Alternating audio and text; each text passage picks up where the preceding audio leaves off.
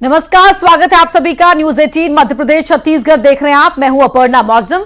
खबरों की शुरुआत में बात करते हैं धार की, जहां के पीथमपुरा इंडस्ट्रियल एरिया में एक फैक्ट्री में भीषण आग लग गई। आग इतनी भयानक है कि इसकी लपटें दूर दूर से नजर आ रही हैं। मौके पर फायर ब्रिगेड की 10 गाड़ियां पहुंची हुई हैं और आग बुझाने का काम यहां पर जारी है। तस्वीरों में आप देख सकते हैं, ये आपको दिखा रहे हैं एक्सक्लूसिव तस्वीरें, किस तरह धुआं यहां पर उठ रहा है। आग की लपटें आपको नजर आ रही होंगी और साथ ही आप देख पा रहे होंगे जो पानी की बौछारें इस आग पर की जा रही है ताकि इस आग को कंट्रोल किया जा सके। फायर फाइटर्स की टीम जो है वो आग बुझाने में जुटी हुई है। आसपास के प्लांट को भी खाली करवा दिया गया है। तस्वीरें आपकी टीवी स्क्रीन पर धार से आप देख रहे हैं, जहां पर आग लगी हुई है। नवीन मेहर हमारे सहयोगी हमारे साथ जुड़ रहे हैं धार से ही। नवीन, अभी वहां पर क्या स्थिति है, कितनी देर हुई है आग लगे हुए और कब तक इस आग पर काबू पा लिया जाएगा? जी हाँ, बिल्कुल बताना चाहेंगे कि ये पूरी आग जो है पीथमपुर इंडस्ट्रियल एरिया में एक फैक्ट्री है, पाइप फैक्ट्री है। बताया जा रहा है कि सुबह करीब कल सुबह ये आग जो है लगी है, वो देखते ही इसने अपना विकराल रूप जो है वो धारण कर लिया। आपका इतना विकराल रूप था कि करीब 5 से 10 किलोमीटर के एक दायरे में जो है ये आग जो है इसकी लपटें और धुआं जो है वो देखा जा सकता था। वही आग लगने की सूचना के बाद में जो है दमकल की गाड़ियां जो है मौके पर पहुंची। तमाम प्रशासनिक अधिकारी भी फिलहाल जो है मौके पर है और आसपास के सभी दूर से जो है दमकल की गाड़ियां मौके पर बुलाई गई है और फिलहाल जो है 18 दमकल की गाड़ियां जो है मौके पर है और आग बुझाने का काम जो है वो फिलहाल किया जा रहा है। वहीं दूसरी ओर आपको बताना चाहेंगे कि ऐसी आशंका जताई जा रही है कि शॉर्ट सर्किट के कारण से जो पूरी आग लगी है। वही दूसरी फैक्ट्री में क्या मजदूर या काम करने वाली लेबर वहां मौजूद थी या नहीं? आसपास के एरिया को क्या इवैक्यूएट करवा लिया गया है, उसको लेकर क्या अपडेट है नवीन? जी हाँ, बिल्कुल। ये जो आग जो सुबह के समय में लगी थी, वो सुबह का समय जो होता है वो शिफ्ट चेंज करने का समय होता है। तो रात को जो लोग काम कर रहे थे, वो मजदूर यहाँ पे काम कर रहे थे, वो शिफ्ट खाली होकर और वो जा चुके थे। वही अगली शिफ्ट जो है शुरू होना थी और इसकी दरमियान जो है ये आग लगी है। तो उस समय ठीक है नवीन, शुक्रिया आपका इस पूरी जानकारी के लिए। आगे भी आपसे अपडेट लेंगे, शायद बेहतर कनेक्शन के साथ आप जुड़ पाए हमारे साथ। और नवीन, जो अपडेट दे पाए हैं इस समय की बड़ी अपडेट यह है कि 10 नहीं बल्कि 18 गाड़ियां मौके पर दमकल की पहुंच चुकी हैं। फायर फाइटर्स की टीम वहां पर लगी हुई है जो आग पर काबू पाने की कोशिश कर रही हैं। पहले 10 गाड़ियों के वहां पहुंचने की बात कही जा रही थी, अब 18 गाड़ियां मौके पर पहुंची हुई है। आग को काबू करने की कोशिशें लगातार जारी हैं।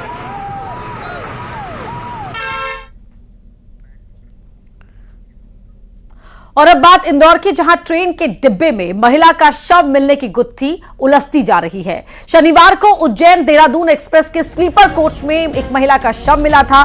महिला का शव एक बैग में रखा गया था, जबकि उसके हाथ पैर गायब थे।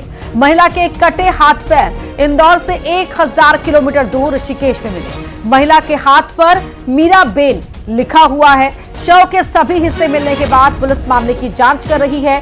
पुलिस कातिल तक पहुंचने के लिए महू से इंदौर और देवास से उज्जैन के बीच 80 से ज्यादा सीसीटीवी की फुटेज खंगाल रही है।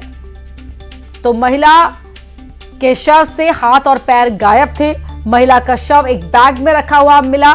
महिला के जो हाथ पैर हैं वो 1000 किलोमीटर दूर ऋषिकेश से मिले, जिसमें महिला के हाथ पर मीराबेन नाम लिखा हुआ था।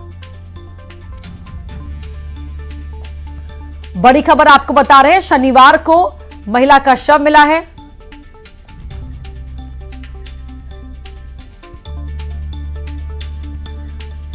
और क्योंकि इंदौर से ऋषिकेश तक इस मामले की जो कड़ियां हैं उन्हें जोड़कर गुत्थी सुलझाने की कोशिश हो रही है, तो हमारे साथ इंदौर से मिथिलेश गुप्ता और ऋषिकेश से आशीष डोभाल हमारे सहयोगी भी लाइव जुड़े हुए हैं। आशीष, पहले मैं आपका रुख करना चाहूंगी, अब तक की इन्वेस्टिगेशन में क्या कुछ जानकारी हासिल कर पाई है पुलिस? जी पन्ना, आपको बताना चाहूंगा कि अभी तक जो क्योंकि रविवार को यहाँ पे ट्रेन उज्जैनी ट्रेन पहुंची थी और सोमवार को इस हाथ और पैर का पता लगा जो एक पॉलिथीन में बंधे हुए शौचालय के करीब रखे गए थे, जिस पर बदबू आने लगी। तब जाकर जब सफाई कर्मी वहां सफाई करने पहुंचे तो उनको ये मिले। फिलहाल इसमें जो हुआ है उसका डीएनए ले लिया गया, हाथों के और पैरों के जो डीएनए लिया गया है। फॉरेंसिक जांच टीम थी जो उसने पूरे सबूत जुटा लिए हैं और इसको एम्स की मोर्चरी में रख दिया गया है। जीआरपी देहरादून पूरा सहयोग कर रही है, इंदौर के जो जीआरपी के लोग हैं उनको पूरा मदद कर रही है। और अभी जितना पता लगाया जा रहा है कि ये जो हाथ था और उसमें गोपाल भाई और मीराबेन 2 नाम लिखे हुए थे, जिससे इसका कहीं ना कहीं तार जो है वो उज्जैन की बॉडी से जुड़ रहा है और पुलिस इसमें पूरे मामले को खंगाल रही है और सीसीटीवी की फुटेज को देखा जा रहा है। ठीक है आशीष, अब चलते हैं इंदौर, मिथिलेश का रुख कर लेते हैं। मिथिलेश, वहां अब तक की तहकीकात में क्या साफ हो पाया है, क्योंकि इंदौर में भी कुछ कड़ियां हैं जिन्हें ऋषिकेश में मिली कड़ियों से जोड़ने की आवश्यकता है, क्या कह रही है पुलिस?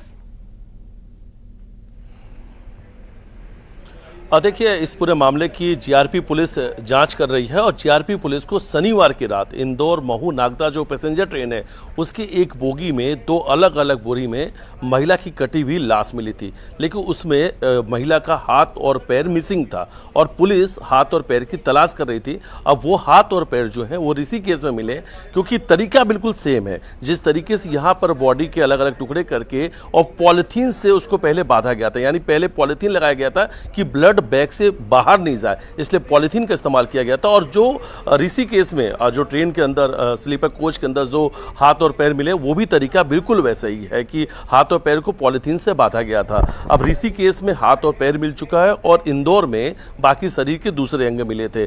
डीएनए की जो है डीएनए सैंपल ले लिया गया है दोनों ही बॉडी के मिलान के लिए कि क्या दोनों ही बॉडी का जो डीएनए वो सेम है, लेकिन ये कंफर्म हो चुका है कि जो महिला है उसके जो दूसरे अंग है इंदौर से ही लक्ष्मीबाई नगर रेलवे स्टेशन या दूसरे स्टेशन से जो आसपास छोटे स्टेशन है वहीं कहीं से रखा गया था। दोनों के टाइमिंग को अब देखा जा रहा है, क्योंकि ये जो ट्रेन है उज्जैनी देहरादून एक्सप्रेस ये 3:25 पर लक्ष्मीबाई रेलवे स्टेशन से चलती है।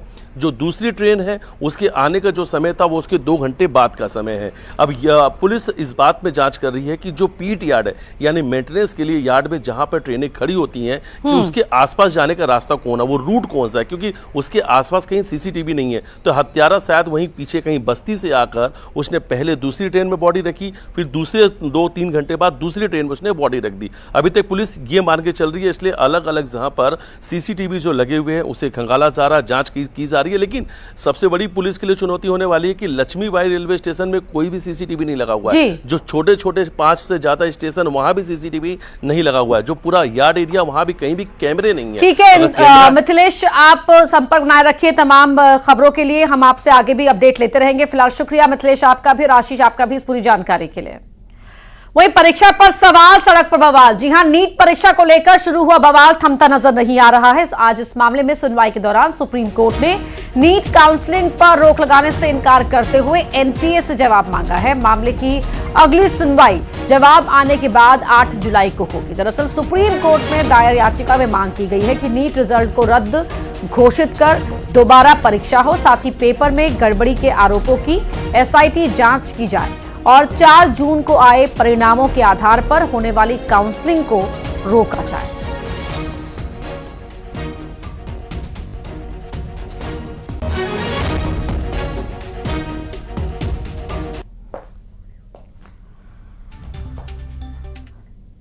वहीं भोपाल में मोहन कैबिनेट की बैठक हुई, कई प्रस्तावों पर मुहर लगाई गई। 24,420 करोड़ की सब्सिडी को मंजूरी दी गई। स्वास्थ्य विभाग में बम्पर भर्ती की जाएगी। स्वास्थ्य विभाग में 46,451 पदों पर भर्ती की जाएगी। 1,214 पदों पर भी भर्ती होगी। हाइड्रोलिक गाड़ियां खरीदने के प्रस्ताव को मंजूर किया गया है और साथ ही इन गाड़ियों का इस्तेमाल होगा। घायल गौवंश को अस्पताल पहुंचाया जाएगा।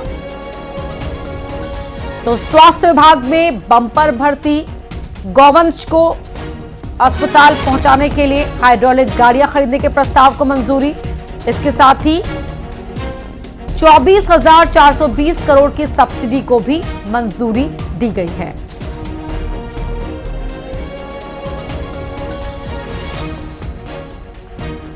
शैलेंद्र भदौरिया हमारे सहयोगी हमारे साथ इसी खबर पर जुड़ रहे हैं। शैलेंद्र, मोहन कैबिनेट की महत्वपूर्ण बैठक, कई प्रस्तावों को हरी झंडी दिखाई गई और साथ ही जो भर्तियों का इंतजार कर रहे थे उनके लिए खुशखबरी। बिल्कुल बिल्कुल आपने ठीक कहा कि मध्य प्रदेश की मोहन सरकार में जो आचार संहिता थी उसके बाद आज पहली कैबिनेट बैठक हुई और मध्य प्रदेश के बिजली उपभोक्ताओं को एक बड़ी राहत देने की सौगात जो है वो इस कैबिनेट की बैठक में प्रस्ताव पास किया गया। जिस तरीके से देखिए मध्य प्रदेश के जो उपभोक्ता हैं, खासकर चाहे वह किसान हो या फिर गरीब वर्ग से जो लोग आते हैं, उन लोगों को मध्य प्रदेश सरकार हर साल सब्सिडी देती है ताकि उनको बिजली का बिल जो है वो बहुत अधिक ना हो। तो जिस तरीके से मानक ये तय करके रखेंगे 100 यूनिट तक अगर आप बिजली उपयोग करते हैं तो आपका बिल जो है वो 0 आएगा और 100 यूनिट से अगर आप अधिक उपयोग करते हैं तो उस पर आपको बिलिंग देनी होगी। इसी के साथ ही किसानों के लिए भी है कि जो लोग अपने खेत के लिए मोटर पंप का लगाते हैं और उस पर जो बिल होता है उस पर सब्सिडी देने का काम सरकार करती है। तो लगभग 24,420 करोड़ रुपए की सब्सिडी का प्रस्ताव जो है वो आज की कैबिनेट में पास किया गया है। तो मध्य प्रदेश के बिजली उपभोक्ताओं के लिए एक बड़ी खबर, राहत की खबर मानी जा सकती है। दूसरा हेल्थ डिपार्टमेंट को लेकर है। देखिए स्वास्थ्य को लेकर लगातार ये खबरें आती है कि मध्य प्रदेश के अस्पतालों में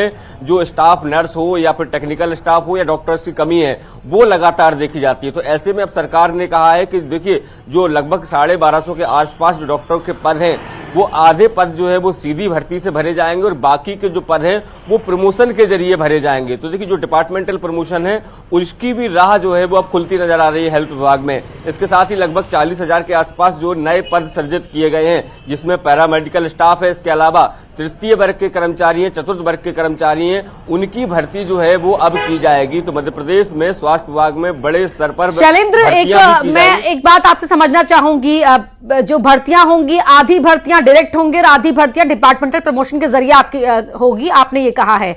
इसके अलावा जो फिगर सामने आया है कि 46,451 पदों पर भर्ती और 1,214 पदों पर भर्ती, ये किस तरह से कैटेगराइज किए गए जरा बताएं।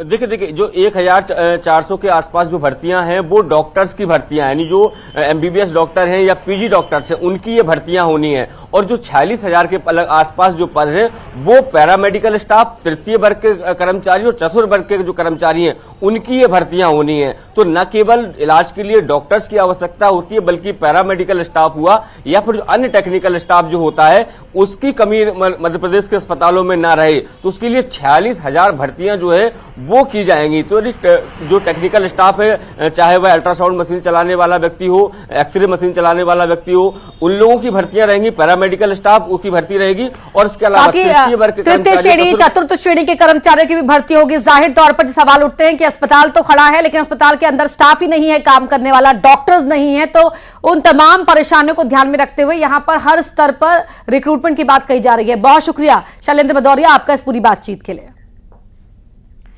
नई सरकार में मंत्रिमंडल बंटवारे के बाद सभी मंत्री अपने अपने ऑफिस में कार्यभार संभाल रहे हैं। पेट्रोलियम राज्य मंत्री सुरेश गोपी ने भी कार्यभार संभाल लिया है। कपड़ा मंत्री गिरिराज सिंह ने भी अपना कार्यभार संभाला। पर्यावरण और वन मंत्री भूपेंद्र यादव ने भी कार्यभार ग्रहण कर लिया है। इससे पहले अश्विनी वैष्णव ने रेल मंत्रालय और सूचना प्रसारण मंत्रालय का कार्यभार संभाल लिया है। तस्वीरें आपके टीवी स्क्रीन पर आप देख सकते हैं। विदेश मंत्री एस जयशंकर ने भी अपने मंत्रालय का जिम्मा संभाल लिया है। ये और तस्वीरें आपके टीवी स्क्रीन पर अलग अलग तस्वीरों में आप देख सकते हैं किस किस ने जो मंत्री मंडल में अपने कार्यभार संभाला है। विदेश मंत्री एस जयशंकर हो, अश्विनी वैष्णव हो, मनोहर लाल खट्टर हो, भूपेंद्र यादव हो, पीएमओ राज्य मंत्री जितेंद्र सिंह हो, तो तमाम मंत्री अपना अपना कार्यभार ग्रहण करते हुए इन तस्वीरों में आप उन्हें देख सकते हैं। कार्यभार ग्रहण करने का ये दिन जब आपको नजर आ रहे हैं टीम मोदी।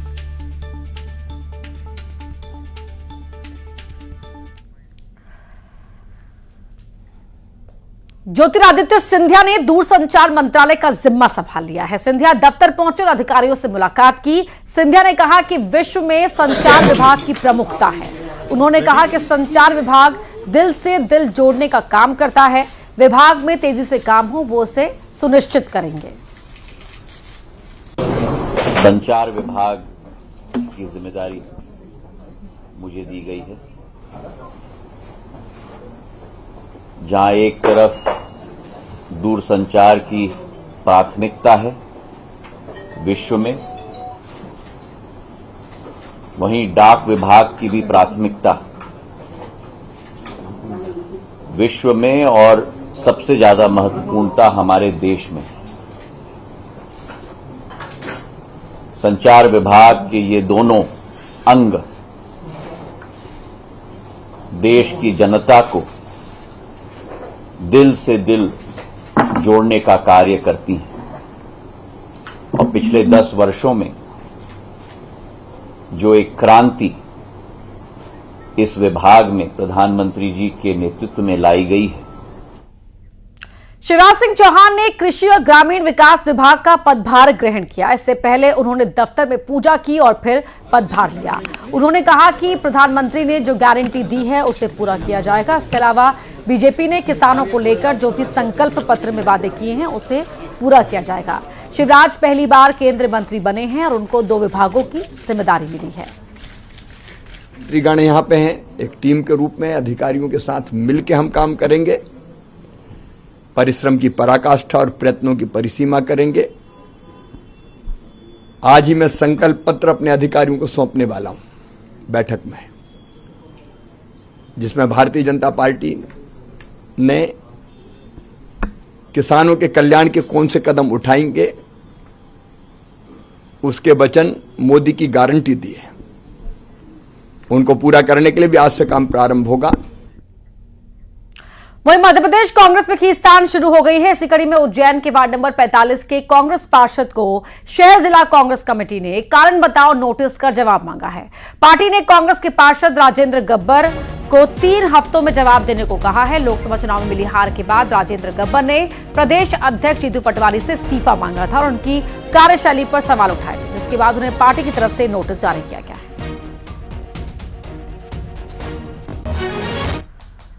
नर्मदापुरम में जमीन को लेकर विवाद हुआ है, जहां 2 पक्षों के बीच मारपीट हुई है। विवाद का यह वीडियो वायरल हो रहा है। इटारसी पथरोटा के बोर तलाव गांव की घटना है। खेत नापने आए पटवारी के सामने झगड़ा हुआ। पथरोटा पुलिस ने केस दर्ज कर लिया है। तस्वीरें आप देख रहे हैं। विवाद का ये वीडियो अभी वायरल हो रहा है। पथरोटा पुलिस ने इस वीडियो के आधार पर केस दर्ज भी कर लिया है। यहां पर 2 पक्षों के बीच विवाद हुआ है और जमीन को लेकर यह विवाद देखने को मिला है, जहां पटवारी जमीन को नापने आया था और इसी बात को लेकर वहां पर झगड़ा शुरू हो गया।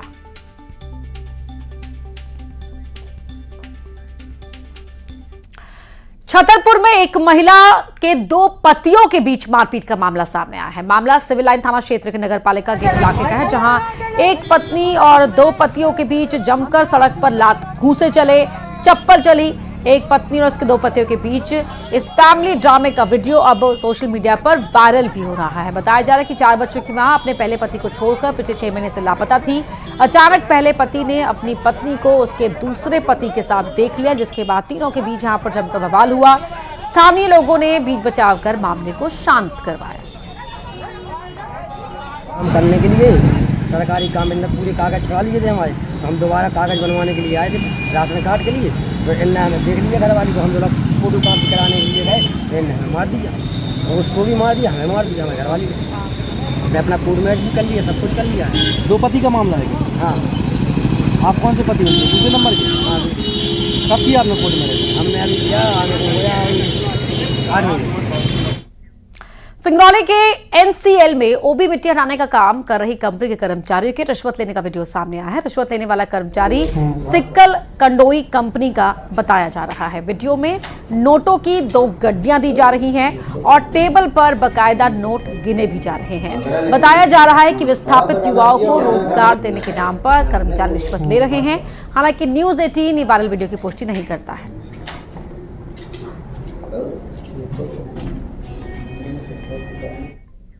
अब देखते हैं तेज रफ्तार में टॉप 20।